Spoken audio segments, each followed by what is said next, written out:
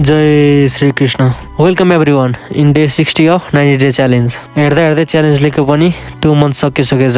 अब last 1 month बाँकी challenge complete हुनको लागि। अनि आज मम्मीलाई लानु थियो हस्पिटल 10 बजेतिर रुमबाट निस्केर अनि हामी पुग्यौँ आज हस्पिटल। चेक गरिवरी डाक्टरले दबाई लेखिदिनु भयो अनि दबाई लिएर त्यहाँबाट म लागेँ खाना खानको लागि। खाना खाइसकेर दिउँसोको 2:30-3 बजिसकेको थियो अनि त्यहाँबाट हामी निस्क्यौँ रुमतिर। रुम आइपुगेर हिजोको थोरै लुगा धुन बाँकी थियो अनि लुगा धोइसकेर साँझ निस्केँ म जिम जानको लागि। रुममा पानी सकिया रहेछ अनि जार बोकेर लागेँ म जिम। अनि जिममा थियो आज मेरो ब्याक र bicep workout. Just like always ब्याकको लागि first exercise wide grip lat pull down, सेकेन्डमा छ wide grip lat pull back.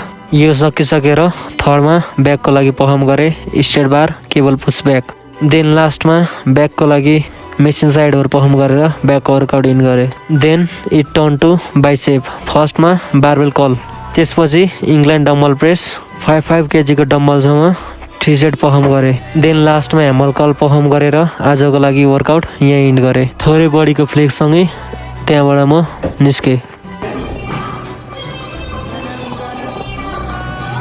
Room जाँदाखेरि पानी लिएर गएँ अनि रुममा आज मम्मीले चामलको रोटी बनाउनु भएको रहेछ। Okay guys, this is for today. Do like and subscribe the channel. Time to do it again tomorrow.